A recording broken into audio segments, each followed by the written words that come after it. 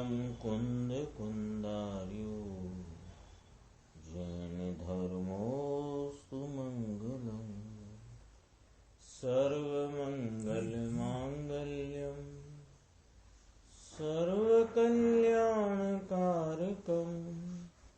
प्रधानं सर्वधर्माणां जैनं जयतु शासनम्। मैं नमो तीर्थनायक को, नमो ओंकारवाणी को, नमो कुंद प्रभु को जिन्होंने ओंकार धारण की।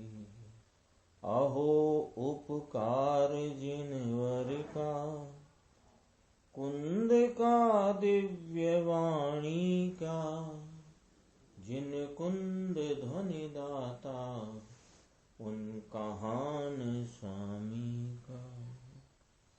नमिऊन जिणम वीरम अनंत वर्णान दंसन स्वभावम भोक्ष्याम्यहं सारम केवली शुद्ध केवली भणिदम्। श्री नियम सार जी परमागम ग्रंथ है। इसके दूसरे नंबर की गाथा, जिसमें आचार्य परमात्मा ने कहा कि जिन शासन में मोक्ष के उपाय और मोक्ष के उस उपाय का फल जो मोक्ष है उसका वर्णन किया है, और वर्णन में यह किया है मूलतः कि शुद्ध रत्नत्रयात्मक मोक्ष मार्ग वह परम निरपेक्ष है। वो परम निरपेक्ष शब्द डाल करके टीकाकार आचार्य पद्म प्रभ मलधारी देव, टीकाकार मुनिराज पद्म प्रभ मलधारी देव इस बात की बहुत ही गंभीरता अपने को सूचित करते हैं कि परम निरपेक्ष का अर्थ है किसी प्रकार की कोई अपेक्षा नहीं। ये अपनी चर्चा चलती थी। इसमें एक प्रश्न मुमुक्षु का आया है, पेज नंबर है 41। इसमें देखिए पेज नंबर के ऊपर 2 लाइन है, यहां से अपन शुरू करते हैं। निज परम तत्व का श्रद्धान और इसका ज्ञान अपना निज स्वभाव ध्रुव ज्ञान और आनंद है। इसका ज्ञान, इसका स्वरूप संचेतन, इसका अनुभव, इसका स्वयं संवेदन, इस ज्ञान में शास्त्र ज्ञान की अपेक्षा की इसको जरूरत नहीं। ये परम निरपेक्ष मार्ग है। ये बात की यहाँ सूचना है। देखो, तब प्रश्न हुआ कि आप साहब इतना बताते हो कि व्यवहार रत्नत्रय का, सच्चे देव गुरु शास्त्र की श्रद्धा का राग, शास्त्र का ज्ञान और व्रतादिक की क्रिया रूप विकल्प, इनकी भी अपेक्षा नहीं है मोक्ष मार्ग में। तो हम आपसे एक प्रश्न पूछते हैं कि इससे दूसरा कोई सरल हो सके ऐसा भी है क्या? ऐसा करके प्रश्न पूछा है। तो उत्तर यहां से अपने को देखना है कितनी गंभीरता है कि मार्ग ये का यही होता है। मोड़े खवाए एनु सरेलो एनु सहेलू एबू काई छे, यानी जो वस्तु खाने की है वो मुंह से ही खाई जाती है। कोई आंख में डाल दे और कान में डाल दे, साहब मेरा मुंह नहीं खुलता है, या मेरे मुंह में कोई तकलीफ है तो मैं आंख से खा लेता हूं आज, अथवा मैं कान से खा लेता हूं आज, ऐसा कुछ होता है? अरे जो मार्ग है वह है। अनादि से अनंते जीवों ने इस मोक्ष के उपाय को, परम निरपेक्ष मोक्ष उपाय को किसी की अपेक्षा बिना एक अपने ध्रुव आत्मा के अवलंबन से मार्ग प्रकट किया, और उसी के अवलंबन से मार्ग के फल रूप मोक्ष का भाव प्रकट किया है। इसमें कोई सरल हो जाए, कोई दूसरा हो जाए, ऐसी कोई कल्पना करना भी व्यर्थ है, कोई मतलब की नहीं। पूछा। देखो ऐसा प्रश्न है ना इनका, भैया मार्ग तो भगवान अनादि तीर्थंकर त्रिलोकनाथ सर्वज्ञ जिनेश्वर देव ने ये कहा है। क्या कहा है कि शुद्ध रत्न त्रयात्मक मोक्ष मार्ग परम निरपेक्ष है, ये वाली बात कही है। इससे विरुद्ध कहे यह वीत राग के मार्ग की श्रद्धा नहीं, ऐसी बात है। यहाँ के जो प्रसंग है इसमें क्या समझना चाहिए कि जिनेश्वर देव सर्वज्ञ परमात्मा तीन लोक के नाथ, इन्होंने मोक्ष का मार्ग क्या बताया है, शुद्ध रत्न त्रयात्मक परम निरपेक्ष है। इसमें दो बातें हैं, शुद्ध कहा एक विशेषण और परम निरपेक्ष भी उसका विशेषण कहा। शुद्ध रत्न त्रयात्मक, तो ये चर्चा तो अपनी चलती आई है, सबको स्पष्ट है, फिर भी याद करते हैं। शुद्ध विशेषण से क्या कहना है कि अपने शुद्ध स्वरूप की प्रतीति रूप सम्यक दर्शन, शुद्ध स्वरूप के स्व संवेदन रूप सम्यक ज्ञान और शुद्ध स्वरूप की लीनता रूप सम्यक चारित्र, यह रत्न त्रयात्मक मार्ग परम निरपेक्ष है। इसमें कोई प्रकार की सापेक्षता नहीं है। ये वाली बात वीतराग मार्ग में वीतराग प्रभु ने बताई है। अब इसमें कोई यों कहे कि कुछ तो सापेक्षता रखो, तो कहते हैं कुछ भी सापेक्षता रखने की जो बात करते हो, जो बात कहते हो इस प्रकार की कि मोक्ष मार्ग में फला निमित्त की सापेक्षता है, फला प्रकार के राग की सापेक्षता है, कषाय की इतनी मंदता की सापेक्षता है, अपेक्षा है, या किसी प्रकार के व्रतादि की अपेक्षा है, ऐसा कोई प्ररूपण करता हो तो कहते हैं यह वीतराग भगवान से विरुद्ध बात है, इसको वीतराग मार्ग की श्रद्धा नहीं। बात गंभीर है, गंभीर भी है, और इस बात को बराबर यथार्थ अपने को अंगीकार करना ही होगा। बात यहाँ कहते हैं, नीचे बहुत गंभीर बात कहने वाले हैं, वो बात सुनने के लिए अपने को बराबर तैयार होकर के सुनना है। देखिए पहले में पहली बात क्या आई कि यह शुद्ध रत्नत्रयात्मक मार्ग परम निरपेक्ष होने से, परम निरपेक्ष का अर्थ है कि वीतराग प्रभु सर्वज्ञ देव ने इस मोक्ष के उपाय को परम निरपेक्ष कहा। तो कोई प्रकार की अपेक्षा रूपी मार्ग का प्ररूपण करे कि वीतराग प्रभु के मोक्ष के मार्ग में इसकी अपेक्षा है, निमित्त की, राग की, फला की, ढीमका की, ये सब बातें वीतराग प्रभु के प्ररूपणा से विरुद्ध होने से उस प्ररूपक की, उस प्ररूपणा करने वाले की यह बात को घोषित करती है कि इसको वीतराग मार्ग की श्रद्धा ही नहीं। एक बात ये रखी। अब थोड़ी बात और आती है कि जगत को सच्चा सुनने मिलता नहीं। अब यह कब तो उस बात को श्रद्धे, किस बात को? आत्मा को श्रद्धेगा बाद में। पहले तो यह बात ही सत्य है, इसी में मेरा हित है, ऐसा जो कब तो श्रद्धा में ले और कब पहचाने फिर इस आत्मा को और फिर कब अनुभवे। कहते हैं भगवान तेरा स्वरूप तो पूर्ण है ना, निज परमात्म शब्द वापरा है कि अरिहंत तीर्थंकर देव तो पर द्रव्य हैं। पर द्रव्य की श्रद्धा धारणा त्वरा से तजो। ये बात देखो क्या कहना चाहते हैं, ये बात कोई गंभीर कहना चाहते हैं। त्वरा थी तजो, त्वरा थी तजो का मतलब शीघ्रता से छोड़ दो।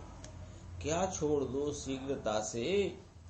कि यह तीर्थंकर देव ये जो हैं 4 घातिया कर्म जिनके नाश हुए हैं और 8 कर्मों का जिन्होंने नाश किया है, अथवा जिनके केवल ज्ञान, केवल दर्शन, केवल सुख, केवल वीर प्रगटा है, ऐसे अरिहंत परमात्मा होते हैं, ये श्रद्धा जानने की है, श्रद्धने की नहीं। बड़ी बड़ी अद्भुत बात है ये, बहुत अद्भुत बात है। वीतरागी देव की श्रद्धा श्रद्धा करने के लिए नहीं है, वीतरागी देव की श्रद्धा जानने के लिए। जानना कि वीतरागी देव का यही स्वरूप होता है, लेकिन श्रद्धना कौन कि वीतरागी देव जैसे हैं ऐसा मेरा जो त्रिकाली स्वभाव है वह श्रद्धा का विषय है, और वे वीतरागी देव इस प्रकार उनका स्वरूप है ऐसा जानने का विषय। समझना भी जरा, निज परमात्मा शब्द वापरा है। पॉइंट नंबर 1, अरिहंत तीर्थंकर देव तो पर द्रव्य हैं। पर द्रव्य हैं कि स्वद्रव्य हैं, अपन विचार कर लेते हैं। तीर्थंकर परमात्मा है ना, सीमंदर परमात्मा, 20 तीर्थंकर विराजते हैं महाविदेह में। तो वे जो विदेह में विराजते हुए तीर्थंकर परमात्मा हैं, वे स्वद्रव्य हैं कि परद्रव्य हैं? विचार करते हैं तो स्वद्रव्य तो नहीं है, वे तो परद्रव्य हैं। अब परद्रव्य की श्रद्धा, परद्रव्य की धारणा त्वरा से तजो, ऐसा श्रीमद् में आता है 31 वाने पे। भाई ने वाचा है कि नहीं? संत की वाणी अमृत वाणी संत की, इसमें आती है बात, क्या कहते हैं? पर द्रव्य की श्रद्धा त्वराथी तजो। त्वराथी माने शीघ्रता से, तज दो यानी त्याग दो। भगवान कहते हैं मेरी श्रद्धा त्वराथी छोड़, तेरी श्रद्धा कर।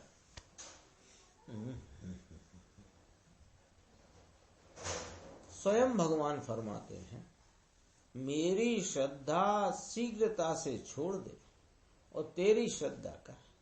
मेरा तो मेरी श्रद्धा का विषय जो बताया वो इतनी सी बात है कि मेरा यानी तीर्थंकर परमात्मा का, अरिहंत देव का जो स्वरूप है, उससे उस स्वरूप को जानकर अपने स्वरूप को जान और वहां से लक्ष्य छोड़ और अपने आप की ऐसे शुद्ध त्रिकाली ध्रुव गायक परमात्मा की श्रद्धा करो, ये श्रद्धा छोड़ो। ऐसा कहते हैं। ले स्वरूप चंद भाई, पुस्तक मिली कि नहीं? नहीं है इसमें। ये मिली है कि नहीं? नहीं मिली। इसमें है, देखो 31 पाने पर देखो, पर द्रव्य की धारकता त्वराथी तजो। तीर्थंकर अरिहंत देव ऐसे होते हैं और इनकी ऐसी श्रद्धा होती है। यह धारकता माने इस प्रकार का धारणा त्वराथी तजो, क्योंकि यह तो विकल्प है, यह तो राग है। एकदम कड़क बात है भाई साहब, कड़क है, लेकिन इस कड़क बात के द्वारा ही अपने आत्म स्वरूप की प्राप्ति का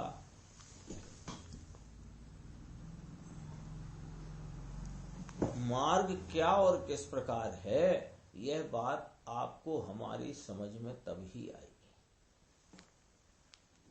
पर द्रव्य की धारकता त्वजा से तजो, त्वराथी तजो, यानी तीर्थंकर अरिहंत कैसे होते हैं कि परम औदारिक शरीर का जिनको संयोग है, अंतरंग में 4 अनंत चतुष्टय जिनको प्रकट हुए हैं, जिनके केवल ज्ञान की एक पर्याय में 3 काल 3 लोग प्रत्यक्षवत जानने में आते हैं, ऐसा जो तीर्थंकर देव का स्वरूप है, ये जो तुमने धारणा में लिया, ये धारणा को तजो।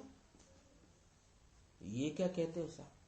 अरे ये धारणा में बने रहोगे तो विकल्प रूप वृत्ति उठती है, राग रूप वृत्ति उठती है, और राग से भिन्न हो पड़कर वीतराग स्वरूप की दृष्टि नहीं होती है। मार्ग वह मार्ग प्रभु का।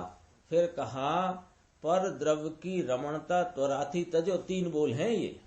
पहले कहा था पर द्रव्य की श्रद्धा शीघ्रता से छोड़ो। फिर कहा पर द्रव्य की धारणा यानी कि वह विकल्पात्मक ज्ञान, वह भी शीघ्रता से तजो। और पर द्रव्य की रमणता यानी स्वरूप के तरफ, जो स्वरूप को छोड़कर जो निमित्त के प्रति का तेरा उपयोग का परिणमन है उसको भी शीघ्रता से तजो। अरिहंत तीर्थंकर देव इनका भी विकल्प और इनकी श्रद्धा है, ये राग है, इसकी रमणता छोड़ो। फिर कहते हैं पर द्रव्य की ग्राहकता त्वराथी तजो। पर द्रव्य की ग्राहकता यानी उपयोग में पर द्रव्य को विषय बनाना, वह ग्रहण करना विषय को, तो उसकी ग्राहकता को भी शीघ्रता से तजो। अरे भगवान निज द्रव्य त्रिकाली गायक अविनाशी, स्वभाव भाव का भंडार, ऐसा परमात्मा अपना। इसका ज्ञान वह ज्ञान है और उस ज्ञान को शास्त्र ज्ञान और तीर्थंकर देव की कही हुई वाणी का ज्ञान, इसकी भी जिसको अपेक्षा नहीं। नवरंग भाई है, देखो क्या कहते हैं, बहुत गंभीर है ये बात गंभीरता इस बात की अपने यदि समझ में आ जाए तो फिर हित होने में यानी अपनी पर्याय में कल्याण रूप भाव की उत्पत्ति हुए बिना नहीं रहेगी। क्या कह दिया है? पर द्रव्य की श्रद्धा शीघ्रता से तजो, पर द्रव्य की धारकता शीघ्रता से तजो, पर द्रव्य की रमणता शीघ्रता से तजो, पर द्रव्य की ग्राहकता शीघ्रता से तजो। यानी कि पर द्रव्य जो अरहंत परमात्मा तीर्थंकर देव ये ऐसे हैं, ऐसे हैं, ऐसे हैं, इस प्रकार का जानना भी शीघ्रता से तज दीजिए, छोड़ दीजिए, क्योंकि यह तो राग रूप विकल्पात्मक भाव है।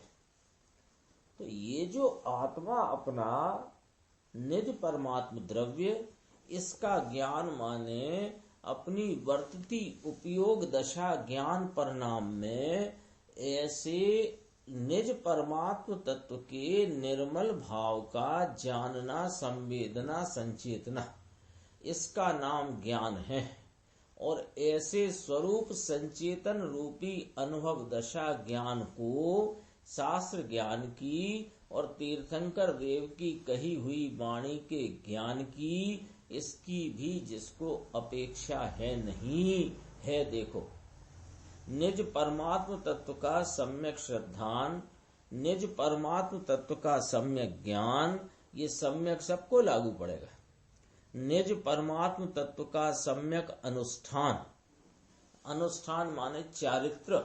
चारित्र किसको कहना कि भगवान आनंद अतीन्द्रिय मूर्ति प्रभु, इसका जो दर्शन और ज्ञान हुआ, इसमें अंदर लीनता, अतीन्द्रिय आनंद में लीनता होना, इसको चारित्र और अनुष्ठान कहना जैन दर्शन में आती है बात।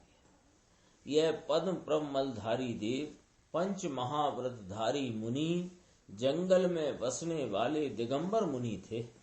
ये कुंद कुंदाचार्य का कहा हुआ, परमात्मा का कहा हुआ, कुंद कुंदाचार्य के कहे हुए सूत्र की ये टीका करते हैं। भाई कहते हैं कि तेरे मार्ग की रीति तुमने सुनी नहीं। तेरा मार्ग माने अपने स्वरूप की परिपूर्ण प्राप्ति रूप अवस्था का, मोक्ष की प्राप्ति का जो उपाय रूप मार्ग कहा, ये तुमने इसकी रीति ही सुनी नहीं और विपरीत रास्ते पर चलते हो और कहते हो कि हम रास्ते पर हैं। ऐसा जो तुमने माना है, यह तुम्हारी सबसे बड़ी भ्रमणा है और इस भ्रमणा के चलते आपको सच्चे मार्ग की उपलब्धि होना मुश्किल पड़ गया।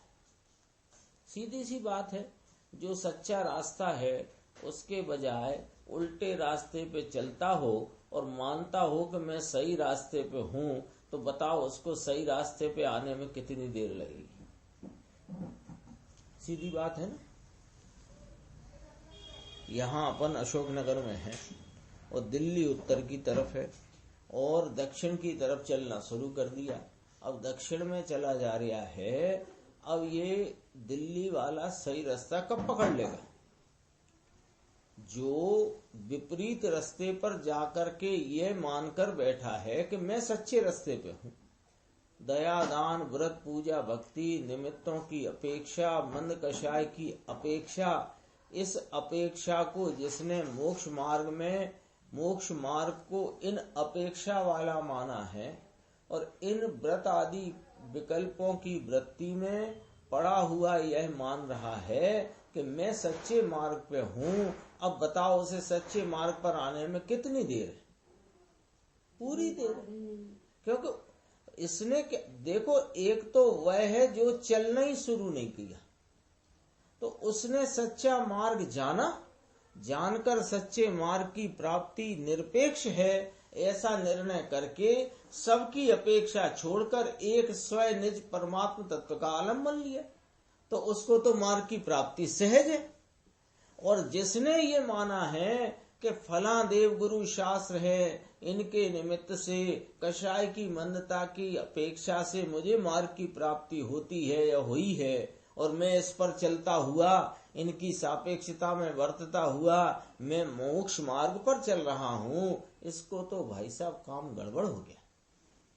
ये देखो, ऊंधे रस्ते जईने अमे रस्ते छिए एम मान्यू छे, गुजराती है ना 42 नंबर पेज। विपरीत रस्ते पर चल रहा है और हम रस्ते पर हैं ऐसा माना है। देखो यहाँ तो कहा टीकाकार मुनिराज ने, निज परमात्म तत्व का अनुष्ठान, जेठा भाई ये अनुष्ठान कहा है, ये अनुष्ठान है। पंच महाव्रत में विकल्प विकल्प यह अनुष्ठान नहीं है, यह तो राग है और यह तो जहर है। बीत राग का मार्ग सुनना कठिन पड़े, समझ में आया? निज परमात्म तत्व के सम्यक अनुष्ठान रूप शुद्ध रत्नत्रयात्मक मार्ग, शुद्ध रत्नत्रय, वीतरागी सम्यक दर्शन, वीतरागी ज्ञान और वीतरागी लीनता, इसका नाम है शुद्ध रत्नत्रय। इसको शुद्ध मोक्ष का मार्ग कहते हैं। व्यवहार रत्नत्रय बीच में विकल्प रूप आता है, यह कोई मोक्ष का मार्ग नहीं है, ऐसी भगवान पुकार करते। अरे भगवान यूं पुकार करते हैं कि व्यवहार रत्नत्रय मोक्ष का मार्ग नहीं है, और ये कहता है कि भगवान कहते हैं कि व्यवहार रत्नत्रय मोक्ष का मार्ग है। इसकी तो बात सुलटी पड़ने में बहुत देर लग जाती है। हाँ, जैन शासन में भैया ये प्रकार है। ये दूसरे नंबर की गाथा में आचार्य कुंद भगवान कहते हैं कि जैन शासन में दो बातें कही गई हैं, मोक्ष का उपाय और उसके फल रूप मोक्ष की बात, दो बातें कही है। तो वे क्या कही है वो भी सुन लो कि शुद्ध रत्नात्रयात्मक मार्ग परम निरपेक्ष है और इसका फल अपने स्वभाव की परिपूर्ण प्राप्ति। हो गया, जनवाणी हो गई पूरी। क्या कहा जैन शासन में? दो बातें, मोक्ष का उपाय और उपाय का फल।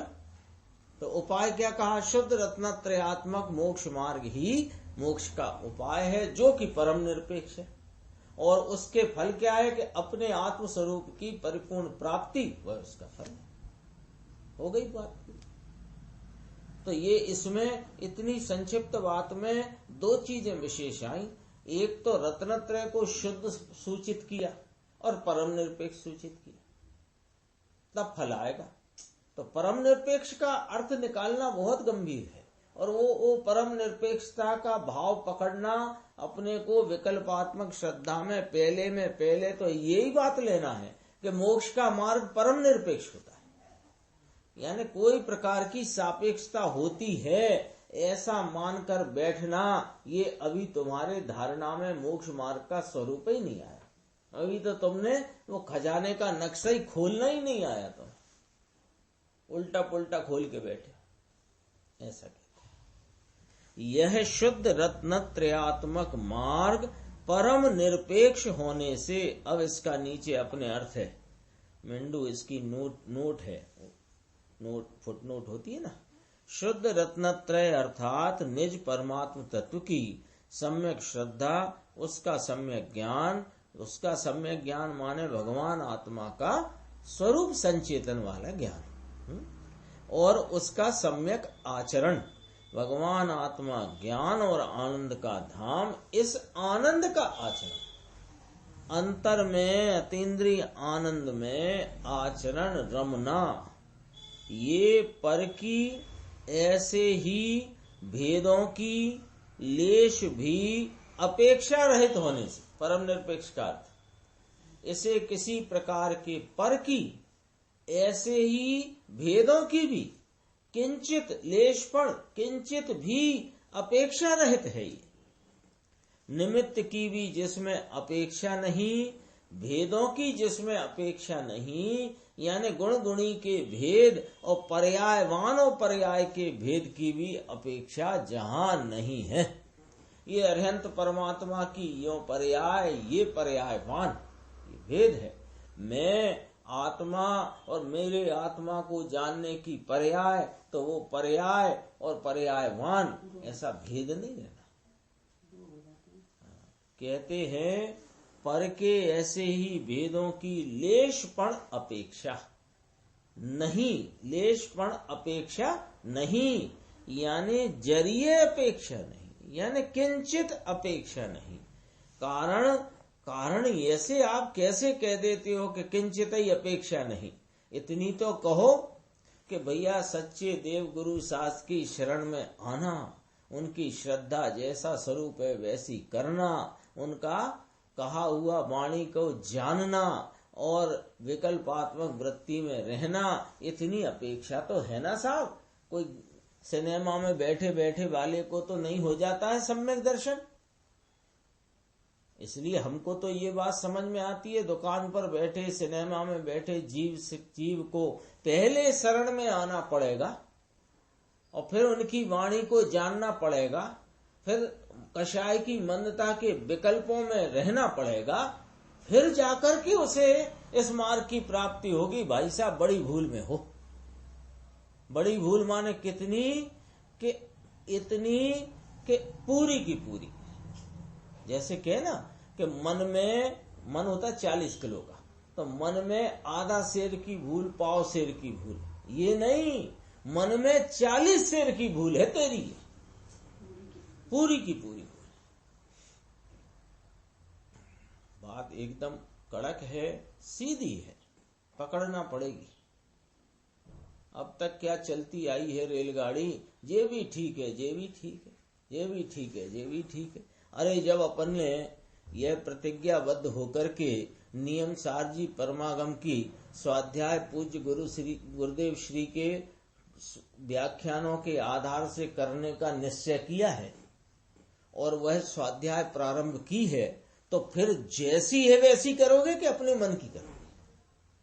जवाब अपन ने तय किया कि नहीं किया? हाँ, जैसी है वैसी समझो, नहीं तो फिर स्वाध्याय करने का मतलब ये थोड़ी है घंटा भर मंद कषाय में रहना और मजे करना। अरे कषाय भले तेरी मंद होती हो कि तीव्र होती हो स्वाध्याय के काल में, लेकिन स्वाध्याय में जो भाव व्यक्त किया गया है उस भाव को यथार्थ पकड़ना है, मूल बात ये।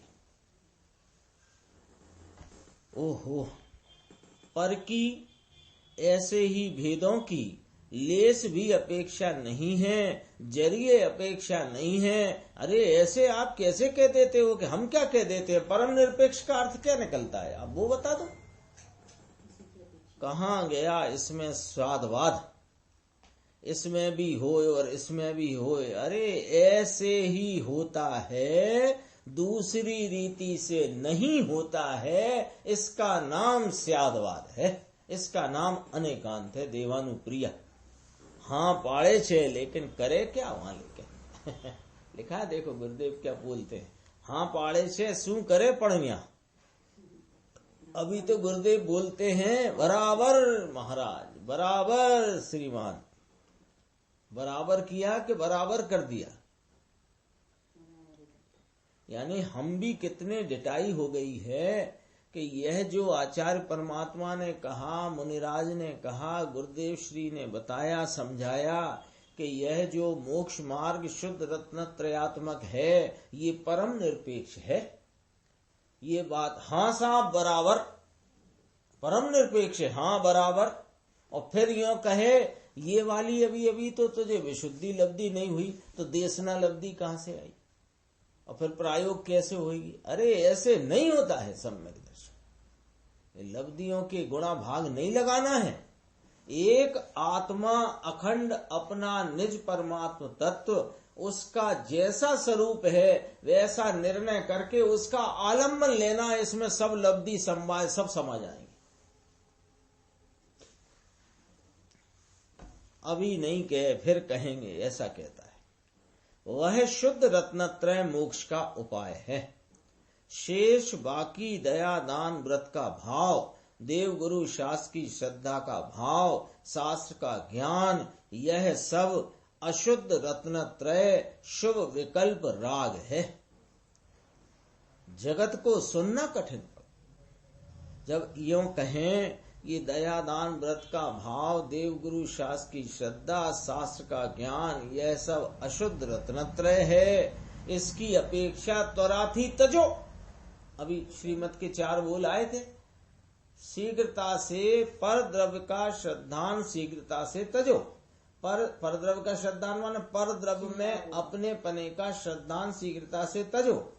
पर द्रव्य का ज्ञान वो भी शीघ्रता से तजो। तो परद्रव्य को जाने नहीं कि ना जानो। जब तक स्वद्रव्य को नहीं जानोगे तो परद्रव्य नहीं जानने में आता है। परद्रव्य का ज्ञान तजो। परद्रव्य की धारकता माने परद्रव्य को तुम ग्राहक बनाते हो वो तजो, मतलब अपने ज्ञान का ध्येय बनाते हो वो तज दो। और परद्रव्य में रमणता तज दो। तो क्या करें कि आ जाओ स्वद्रव्य में।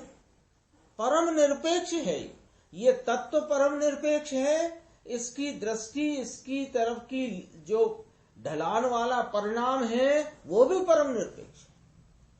और उसके उस उपयोग रूपी परिणाम के इस परम पारणामिक स्वरूप परम निरपेक्ष तत्व में लगे हुए वो परिणाम जो परम निरपेक्ष है उसके आलम्बन में उपजने वाला आनंद आदि भाव परम निरपेक्ष।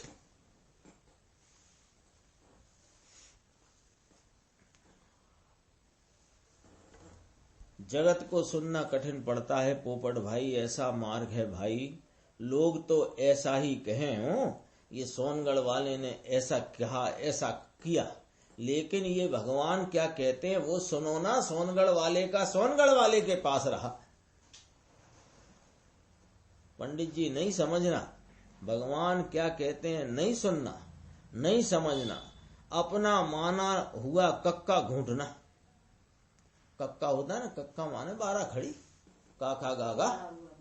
हाँ, हम तो कहते हैं कि साहब आ के बाद गया आता है।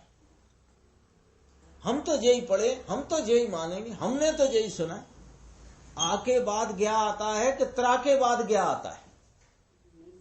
हमें तो अपना कक्का चलाना। भैया जो भगवान ने कहा वो नहीं साहब।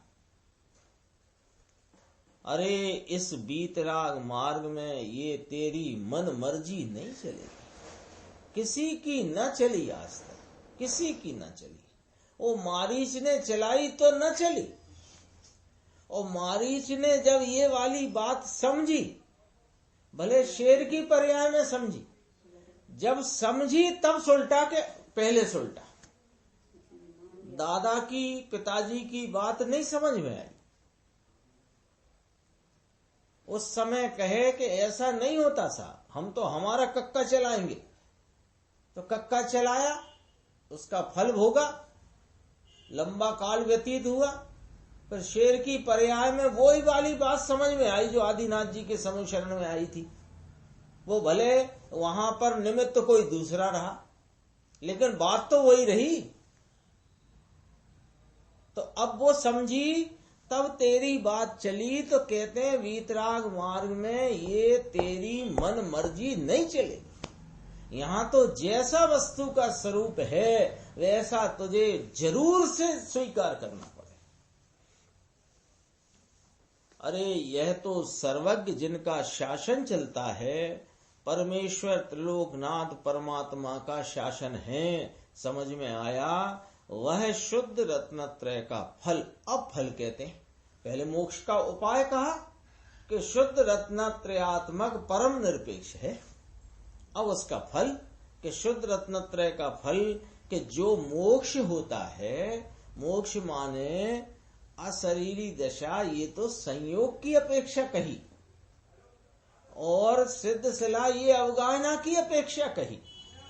निर्वाण हो गया सिद्ध शिला पर, एक समयांतर में वहां पहुंच गए, ये सब बात तो अवगाहना की अपेक्षा, संयोग की अपेक्षा की बात है। असली काम क्या है कि जैसा आत्मा है उसके अनंत गुणों की परिपूर्ण विकास रूप अवस्था का परिपूर्णतया सादी अनंत काल के लिए उत्पन्न होना, उसका नाम मोक्ष है। यह किसके कारण से होता है? इसका कारण भाव कौन है कि शुद्ध रत्नत्रय, उसके कारण से यह मोक्ष नामक अवस्था यानी स्वरूप की आत्मा की परिपूर्ण अवस्था की प्राप्ति होती है। व्यवहार रत्नत्रय के कारण से नहीं। लियो समझ में आई बात? तो कुछ तो मदद होती होगी व्यवहार रत्नत्रय की, कि कोई मदद नहीं होती। जब तक व्यवहार रत्नत्रय का विकल्प रहता है तब तक विलंब होता है, विलंब ही होता है। और ये तो जो तू अपनी मर्जी से चला रहा है, ये तो कुछ नहीं है।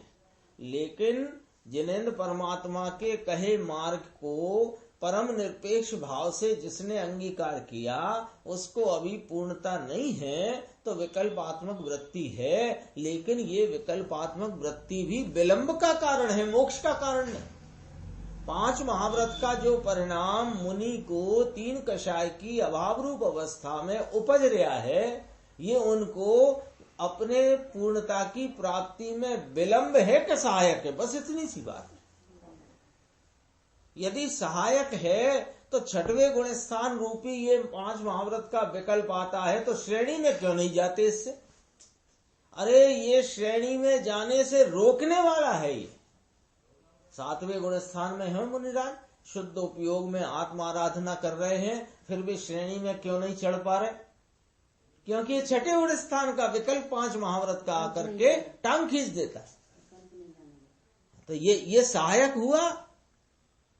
अरे इसके कारण से, इस बाधक भाव के कारण से तेरे को प्राप्ति मोक्ष रूप पूर्ण भाव की नहीं होती, शुद्ध रत्नत्रय के कारण से ही होती है। अब ये थोड़ा प्रकरण है, ये जरा समझना, बहुत ही अच्छा प्रकरण है। एक प्रश्न उठाया है मुमुक्षु भाई ने कि 80वीं गाथा में क्या कहा।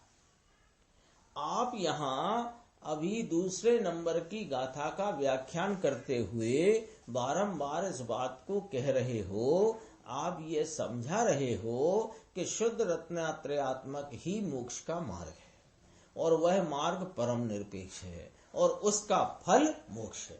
3 पॉइंट आ गए। पहली बात तो शुद्ध रत्नत्रयात्मक ही मोक्ष का मार्ग है, वह परम निरपेक्ष होता है, और उसका फल मोक्ष यानी परिपूर्ण भाव की प्राप्ति होता है। इसके लिए आपने जो परम निरपेक्ष परम निरपेक्ष परम निरपेक्ष परम निरपेक्ष की जो धुन लगाई है, तो फिर हमें गाथा 80 का अर्थ भी तो समझाओ। उसमें कहते हैं जो जानदी अरिहंतम दब्बत गुणत पज्यते हिम सो जानदी अप्पण। वहां तो आपने यूं कहा, आचार्य परमात्मा यही कुंद कुंद स्वामी, इन्होंने तो ये कहा कि जो अरिहंत को द्रव्यपने गुणपने पर्यायपने जानता है, वो अपनी आत्मा को जानता है। ऐसा कहा कि नहीं कहा? निकाल लो, भाषा निकाल लो, है कि नहीं बात? लेकिन भैया भाषा निकालने के साथ में वहां अमृत चंद्र आचार्य भगवान ने जो खुलासा किया वो भी निकाल लो। ऐसे थोड़ी आधी अधूरी बात चलेगी।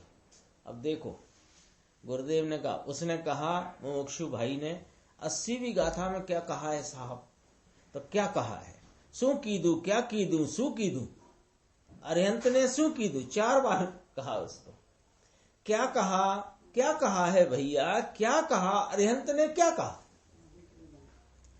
कि अरिहंत को जानकर अपने को जाने, ये मोह 6 का उपाय। बोलो लिखा है कि नहीं? 80 अरिहंत को जानने से अपने को जानता है, ये वाली बात नहीं गई है।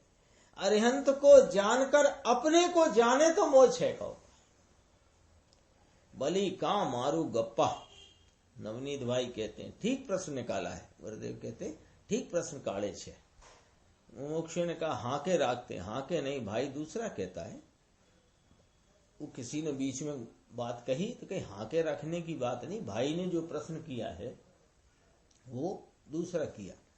चलते प्रवाह को तोड़ना, ऐसा इसका प्रश्न है। ऐसा भाई कहता था।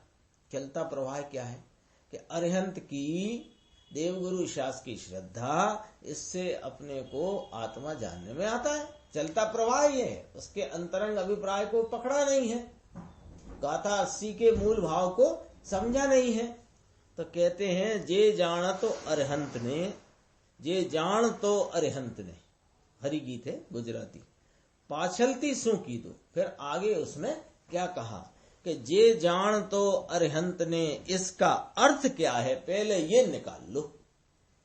ये तो आ गया है पहले कि जिसने देव गुरु अरिहंत परमात्मा का केवल ज्ञान जगत में है, ऐसा जिसने विकल्प से निर्णय किया है, ये निर्णय छोड़ दे करके स्वयं द्रव्य के आश्रय से निर्णय करे, तब संकेत होता है। इसमें टीका में ये लिखा हुआ है।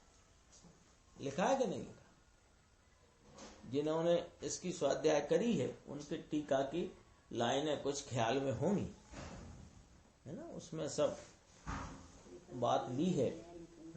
उसमें गुण विशेष क्या है, पर्याय विशेष क्या है, फिर उसका अंतर्धान करने से और पर्याय को उसमें अंतर्लीन कर देने से, समाहित कर देने से, फिर वह जो एक आत्मा का स्वरूप है उसको जानना, सब चर्चा आई है उसमें। अभी देखो ये बात पकड़ना जरा, इसको यहां से मिलाना है अपने को। पीछे एक चर्चा निकल गई है, उससे मिलाएंगे। देव जिसने देव गुरु अरिहंत परमात्मा का, ऐसे परमात्मा हैं जिनकी परिणति पर्याय में केवल ज्ञान बरतता है, सो ऐसा केवल ज्ञान और ऐसे केवल ज्ञानी परमात्मा जगत में है। तो ऐसा जिसने विकल्प से निर्णय किया है, ये क्या हुआ? पर द्रव्य का जानने का कार्य, जानने का भाव। अरिहंत का जैसा स्वरूप है, अरिहंत को द्रव्य पने, गुण पने, पर्याय पने जो जानता है, ये क्या हुआ? पर द्रव्य का जानना।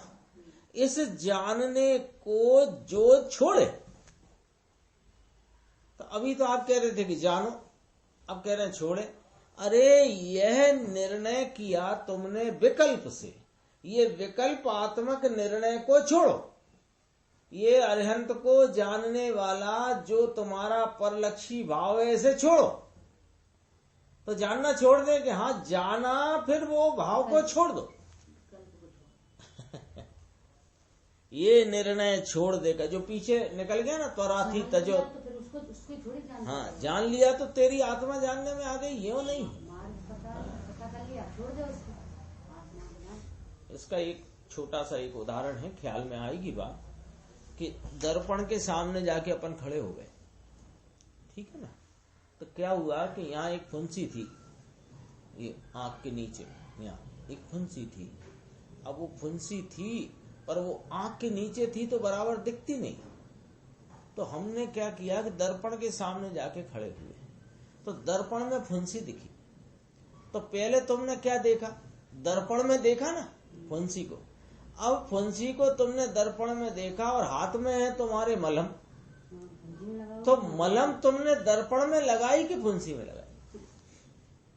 तो फिर क्या किया? इतने काम के लिए दर्पण में गए, वहां देखा, तो ये आंख के नीचे थी ना, तो एकदम दिखती नहीं थी। तो दर्पण में देखी, दर्पण में क्या देखा कि फुंसी है। तो यहाँ फुंसी देखी, तो फिर दर्पण को मलहम क्यों नहीं लगाई कि वहां से तो लक्ष्य ही छोड़ दिया है और यहां पकड़ लिया। तब फिर वो तुम्हारा वो कार्यक्रम संपन्न हुआ या उस कार्यक्रम का फल आया? ऐसे अरिहंत परमात्मा को द्रव्यपने गुणपने पर्यायपने जाना। तो जान करके उनको जाना माने ऐसा मैं हूं स्वभाव से ये जाना। तो ये जाना तो उनका लक्ष्य छोड़ और स्वभाव की तरफ आओ, ये मतलब है इसका। ये तो अधिक स्पष्ट करने के लिए प्रश्न करते हैं। ये भाई जो है हमारे प्रश्न नारद हैं प्रश्न नारद नाम दिया उनको, प्रश्न नारद हैं। खोटा है ऐसा इनको नहीं कहते हैं, लेकिन जरा कोई बात हो तो इसको कोई बात हम कहते हैं उसमें कोई कमी लगती है तो ये प्रश्न करके उसका खुलासा करवा देते हैं। ऐसा कुछ बताना हुए ना कि मुझे ऐसा इसमें ऐसा है। कहते हैं भगवान आत्मा निज शुद्ध आनंद का धाम अतीन्द्रिय रसकंद, इसकी सन्मुख की अंतर्मुख की दृष्टि ज्ञान और रमणता ये एक ही मार्ग है और एक ही मार्ग से मोक्ष का कार्य होता है, फल की प्राप्ति होती है। दो मोक्ष मार्ग हैं और दो मोक्ष मार्ग का फल एक मोक्ष है ऐसा नहीं। पुरुषार्थ सिद्धि उपाय में आता है भाई, निश्चय और व्यवहार रत्नत्रय दो से मोक्ष होता है। यह तो व्यवहार का और प्रमाण का ज्ञान कराया है। क्या होए जगत लुट गया है। अनंत काल में ऐसा मनुष्य देह मिला, उसमें जैन में बाड़े में यानी जैन कुल में जन्म हुआ, तो भी जैन परमेश्वर का क्या कहना है इसकी खबर नहीं। और इसकी खबर के बिना जिनेंद्र परमात्मा की पुकार और उनके आदेश को जाने बिना व्रत और तप और साधु होकर लेकर के बैठा है, सब अंक बिना का शून्य है। चार गति में भटकने का आचरण है यह सब। अभी देखो एक प्रश्न है और एक इसका उत्तर है, बहुत ही गंभीर है। किसी मुमुक्षु ने पूछा कि कोई को दूध पाक न पचता होए तो फिर साहब थोड़ा सूखा सूखा खा लेगा, यानी प्रश्न इस प्रकार है। किसी को ये दूध पाक नहीं पचता, कैसा दूध पाक कि भैया ये व्रत तप साधु लेकर के बैठा है, ये एकड़ा बिनाना शून्य है, ये चार गति में भटकने का आचरण है, ये शुद्ध रत्नत्रयात्मक ही एक मोक्ष का मार्ग है। ये जो असली असली मक्खन वाली बातें हैं, ये दूध पाक रूप बातें हैं। किसी को ये ना पचती हों तो थोड़ा रूखा खा लेगा, यानी कि दूध पाक नहीं पचता होए तो छाछ पी लेगा। ऐसा तो हमको छाछ ही चलने दो साहब, दूध पाक आप खाओ। ये जो तत्व की गहन गंभीर सीधी सच्ची और मुद्दे की बात है, जो यद्यपि सूक्ष्म है, तो ये सूक्ष्म बातों रूपी दूध पाक आप खाओ, हमको छाछ से काम चला लेगा। उसका उत्तर बहुत गंभीर। देखो दूध पाक और छाछ की बात नहीं है, बात है कि रोटी और काकड़े की, बात है रोटी और कंकड़ की। तो तुझे रोटी चाहिए, अनाज की रोटी चाहिए कि कंकड़ चाहिए? ये जो बातें हैं कि इनसे भी हो जाता है उनसे भी हो जाता है, यह जितने निमित्तों का बीच में आने वाले व्यवहार विकल्पों का जो मोक्ष मार्गी की परिणति में आते हैं, उनका जो ज्ञान कराया है, ये मोक्ष मार्ग स्वरूप अनाज नहीं है, काकड़ा है। तो अब तू बता, दूध पाक और छाछ का उदाहरण रखकर प्रश्न किया है। हम यूं पूछते हैं कि अनाज नहीं पचता तो क्या कंकड़ की रोटी खाएगा? कोई ऐसा देखा कि मेरे को साहब अनाज नहीं पच रहा है तो मैं अब तो कंकड़ की रोटी खा लेता हूं? ऐसा तो नहीं मिला ना कोई जगत में। ऐसे ही जिनेंद्र परमात्मा के द्वारा कहा हुआ जो वास्तविक मोक्ष का उपाय है, ये थोड़ा सूक्ष्म पड़ता है, ये हमको नहीं चलेगा। तो नहीं चलेगा तो काकड़े खाएगा? ये ही खाना पड़ेगा, खाना है तो। अनाज चाहिए कि कांकड़ा चाहिए? वो तो कांकड़ा है। व्यवहार रत्नत्रय का परिणाम कांकड़ा है। कहो समझ में आया कि नहीं? अनाज चाहिए ना, अनाज चाहिए है। अनाज चाहिए माने भैया कि श्रद्धा तो पक्की चाहिए ना। चारित्र में भले अभी नवलाई हो, अंदर कमजोरी हो, चौथे गुण स्थान में अभी चारित्र की उग्रता नहीं है। चारित्र है, चौथे गुण स्थान में चारित्र नहीं है ऐसा नहीं पकड़ना है। चौथे गुण स्थान में अल्प चारित्र है, उग्रता नहीं है। आत्मा का ज्ञान हो, आत्मा का दर्शन हो, चारित्र न होए, चारित्र न होए माने वह उग्र न होए। पूरा मोक्ष मार्गी ये है। और आत्मा के यह सम्यक दर्शन बिना के व्रत और तप, यह सब विपरीत मार्ग है, मिथ्यात्व का मार्ग है, अज्ञान के मार्ग पर, संसार के मार्ग पर है। समझ में आया? कहते हैं ये शुद्ध रत्नत्रय का फल शुद्ध आत्मा की पूर्ण प्राप्ति है। मोक्ष कहो कि शुद्ध आत्मा की पूर्ण प्राप्ति कहो। शुद्ध आत्मा की पूर्ण प्राप्ति, शुद्ध आत्म उपलब्धि, स्वयं आत्म उपलब्धि है ना। अर्थात पूर्ण प्राप्ति ऐसा आत्मा पूर्ण दशा को प्राप्त होए, इसका नाम मोक्ष है। लेकिन ये मोक्ष का कारण क्या? कि यह शुद्ध रत्नत्रय है। कहो समझ में आया? लो ये गाथा पूरी हुई। गुरुदेव ने क्या कहा वो देखो। परम निरपेक्ष में घणु वजन छे। इसमें जो टीकाकार मुनिराज जिन्होंने एक शब्द इसमें जो डाला, परम निरपेक्ष, इसमें वजन बहुत है। जिसको स्वयं का आश्रय लेकर दर्शन ज्ञान चारित्र होता है, इसको पर के आश्रय की, निमित्त की, विकल्प की बिल्कुल अपेक्षा नहीं। निश्चय से इसकी अपेक्षा है नहीं। व्यवहार से अपेक्षा कही गई, वह तो जानने लायक। समझ में आया? अब दूसरी गाथा की टीका पूर्ण करते टीकाकार मुनिराज श्लोक नंबर 9 कहेंगे। स्वयं पद्म प्रमलधारी देव टीका करते हैं। मुनि थे, दिगंबर जंगलवासी थे, तीर्थंकर की परंपरा के मार्ग में चलने वाले सच्चे मुनि थे। सच्चे मुनि थे। सच्चे मुनि क्यों कहते हो? अरे एकला द्रव्य लिंग नग्नपना और 5 महाव्रत का विकल्प, ये तो द्रव्य लिंगी कहलाता है। और जिसके 5 महाव्रत के विकल्प में भी ठिकाना नहीं, ये तो द्रव्य लिंगी भी नहीं कहलाता। अरे यह पद्म प्रमलधारी देव ये तो भावलिंगी संत थे। ये श्लोक बनाते हैं। अपन आगे की स्वाध्याय में ये 9वें श्लोक की चर्चा करें।